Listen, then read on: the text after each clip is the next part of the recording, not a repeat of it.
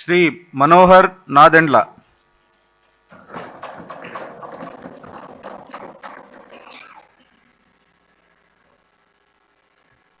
నాదెండ్ల మనోహర్ అని నేను శాసనసభ సభ్యునిగా ఎన్నికైనందున శాసనం ద్వారా నిర్మితమైన భారత రాజ్యాంగం పట్ల నిజమైన విశ్వాసం, విధేయత చూపుతానని, భారతదేశ సార్వభౌమాధికారాన్ని, సమగ్రతను కాపాడుతానని, నేను స్వీకరించబోయే కర్తవ్యాన్ని శ్రద్ధాశక్తులతో నిర్వహిస్తానని దైవ సాక్షిగా ప్రమాణం చేస్తున్నాను.